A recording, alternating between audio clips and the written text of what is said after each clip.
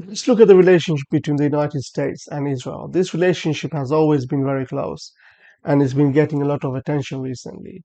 After Hamas attacked Israel on the 7th of October 2023 and Israel launched its genocide on Gaza, the US moved a tremendous amount of military hardware and manpower to support Israel. We stand with Israel. I love Israel. I love Israel. We need to support Israel. No ands, ifs, or buts. This relationship has 75 years of history, but there are four things you need to know and what's behind it. The first thing is that the US supported Israel from the very beginning. When Israel declared itself a state in 1948 on land that had a native population and was called Palestine, 750,000 Palestinian Arabs were forced from their homes into neighboring countries by the Zionist militias and later the Israeli army. Israel now occupies 78% of the land that was Palestine. And the US was the first country to recognize Israel. President Truman did it in just 11 minutes after its creation. Zionists believe that a Jewish homeland was the only way to ensure their safety, who suffered persecution in Europe for centuries. The United States supported the Zionist idea from the very beginning when its movement began about 200 years ago. It was almost natural that the United States would be the first to recognize the existence of Israel because the US already had a huge amount of Jews living there after World War II. There was great sympathy for the Zionist project throughout the 1930s and 40s, and after the Holocaust and genocide that was carried out against the Jewish people in Europe, this grew enormously. And that helped pave the way for Western and particularly American support for the establishment of the Jewish state. Something both the US and Israel highlight a lot is the idea of a shared value. It's actually quite hard to pinpoint exactly what those values are, but many US politicians talk about Israel as the only democracy in the Middle East.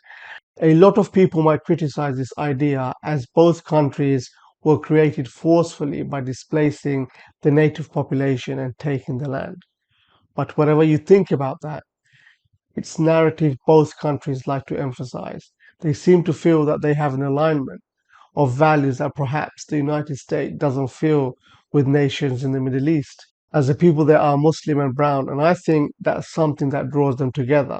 So here's the next point. The US and Israel are strategic partners. Basically, that means they both get something concrete out of the relationship that serves both their national interests. And it really started after the Cold War, which started after the Second World War until its end in the early 1990s, when the US and the Soviet Union were competing to be the dominant global superpower. And that rivalry played out in the Middle East as well, especially in Egypt, Israel's neighbor. In 1955, Egypt's leader Gamal Abdel Nasser bought weapons from the Soviet Union that shifted their military balance in the region against Israel and marked a new division in the Middle East. With that, the Middle East was divided into two camps between the West and the Soviet Union, which is now the Russian Federation. Now, here's the thing. Israel had been asking the US for weapons since 1950. It said it needed them to maintain a military edge over its hostile Arab neighbors. And in 1962, the US under President Kennedy finally agreed. And that increased exponentially after the 1967 war, when Israel not only defeated the Arab states in 6 days, but also managed to capture land from Jordan, Syria, and Egypt. And with time, Israel started to offer more and more strategic gains and advantages to the United States. They've got intelligence gathering capabilities that are very efficient, and they are sending a lot of this information back to the United States. So, what does Israel get out of the relationship with the United States? A lot of money. Since the Second World War, the United States has given more money to Israel than any other country, which is nearly 260 billion in total. That included economic aid until 2008, but now the US only gives money for military spending.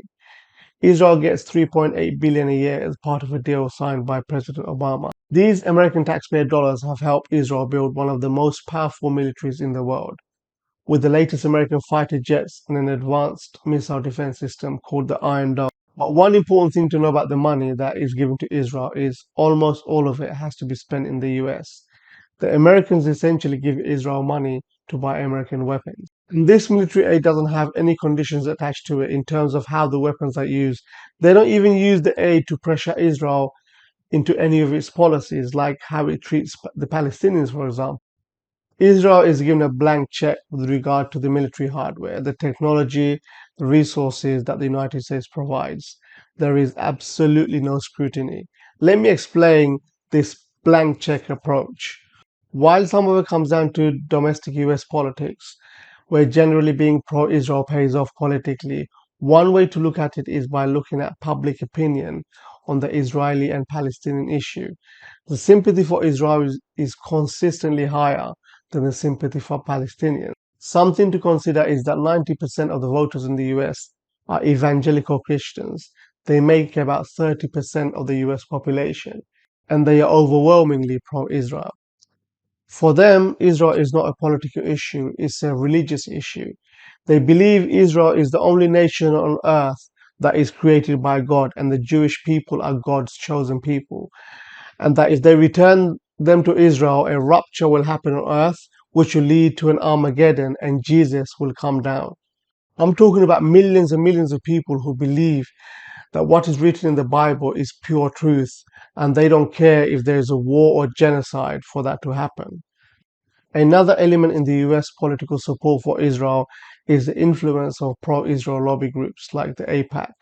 AIPAC has a lot of money and is able to direct funds to candidates who are standing for Congress or Senate if they show support for Israel. What the Jewish lobby doesn't do is force policy on the United States, but rather insidiously presents a policy that they argue would be beneficial to the US and Israel. If their interests are aligned with American interests, then the United States would go for it. So you have got all these elements that feed into the US relationship with Israel. That's the history. With these so-called shared values, strategic interests, and religion, America is the guarantor of Israeli impunity as a permanent member at the United Nations Security Council, and it uses its veto as a shield for Israel. And this enables Israel to occupy Palestinian territory and run an apartheid system.